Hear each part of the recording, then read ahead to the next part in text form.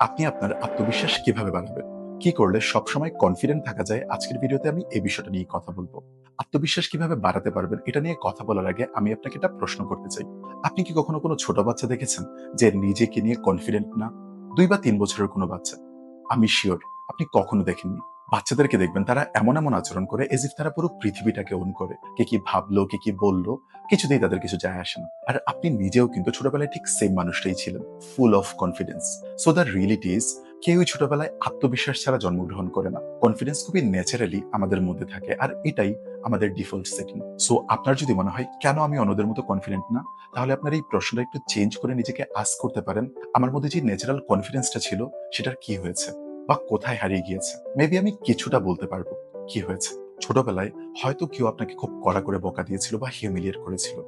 আপনার চেহারা নিয়ে, কথা বলার ধরন বা আপনার কোনো ভুল নিয়ে অনেক বেশি নেগেটিভ কমেন্ট করেছিল বা হাসাহাসি করেছিল। অথবা এজ এ পারসন আপনি যেমন, সেটা নিয়ে কেউ আপনাকে খুব বাজে কথা শুনিয়েছিল বা সমালোচনা করেছিল। আর এখানেই আমাদের ব্রেন একটা কাজ করে। ব্রেনের সর্বপ্রধান কাজই হলো আমাদেরকে বিপদ থেকে রক্ষা করা। তাই যখনই আপনি অপমানিত হয়েছিলেন, রিজেক্টেড হয়েছিলেন বা কোনো কারণে লজ্জায় পড়েছিলেন, আপনার ব্রেন সাথে ওই মুহূর্তটার একটা মেন্টাল স্ক্রিনশট তুলে রাখে। যেন পরবর্তীতে আর এই ধরনের সিচুয়েশনে পড়তে না হয়।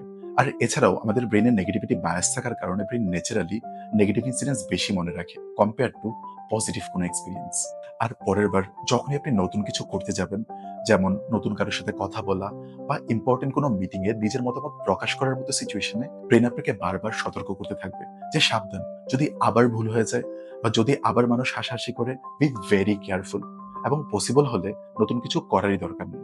এইভাবে প্রতিবার যখনই আপনি হেজিটেট করেন, ব্রেন তখন আরো স্ক্রিনশট নেয়। আর একটা সময় পর আপনার এই ডাউট গুলো আপনার বিলিফে পরিণত হয়। আর আপনার বিলিফ রিয়েলিটিতে আপনার কাজের জায়গায় ইমপ্যাক্ট ফেলতে শুরু করে।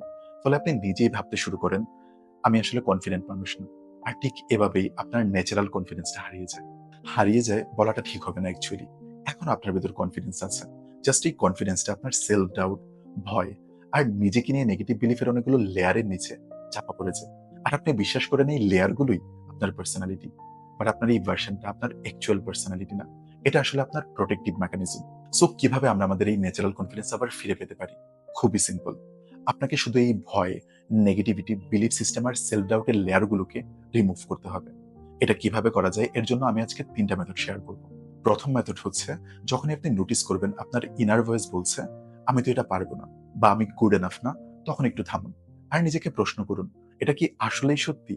নাকি পুরনো কোনো অভিজ্ঞতার মেমোরি যেটা আপনার মাথায় বারবার রিপ্লে হচ্ছে? এবং নিজেকে মনে করিয়ে দিন, এটা আপনার পাস্ট ছিল এবং এটা বর্তমানে আপনাকে ডিফাইন করে না। বর্তমানে ডিফারেন্ট কিছু হতে পারে। এই টেকনিককে সাইকোলজিতে বলে কগনিটিভ রিফ্রেমিং বা রিস্ট্রাকচারিং। নিজের আনহেল্পফুল চিন্তাকে অবজার্ভ করা এবং সেটাকে চ্যালেঞ্জ করা। চিন্তাটাকে এমনভাবে পরিবর্তন করা যেন আমাদের চিন্তাগুলো ক্ষতির চাইতে আমাদেরকে সাহায্য বেশি করতে পারে।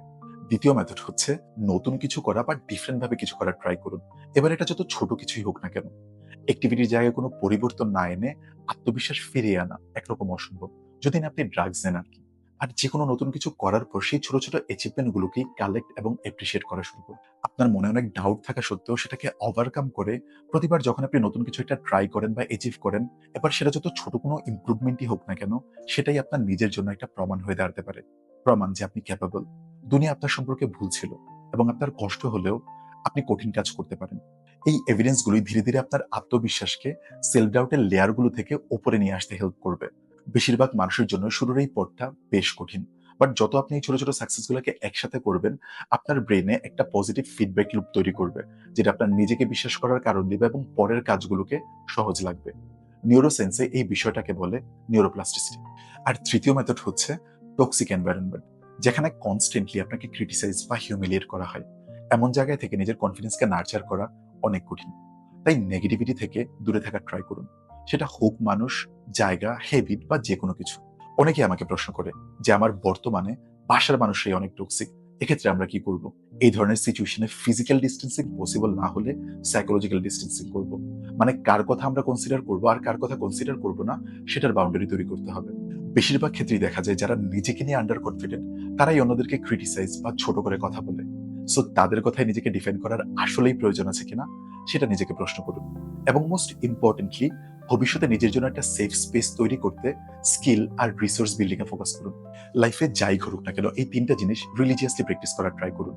যদি করতে পারেন তাহলে একদিন পিছনে ফিরে তাকাবেন আর তখন একটা অসাধারণ জিনিস আপনি রিয়ালাইজ করবেন। এখন আপনি যতবারই ফেল করেন না কেন, আবারও উঠে দাঁড়াতে পারেন। আর এটাই আসলে কনফিডেন্স। কোনো চ্যালেঞ্জই তখন আর অসম্ভব মনে হবে না। কনফিডেন্স তখন আর জাস্ট আপনার স্কিলই হবে না, সেটা হবে আপনার পরিচয়ের একটা অংশ। আশা করি ভিডিওটা আপনাদের কাজে লাগবে। যদি মনে হয় এই কথাগুলো কারো শোনা দরকার, তার সাথেও ভিডিওটা শেয়ার করতে পারেন। ভালো থাকবেন।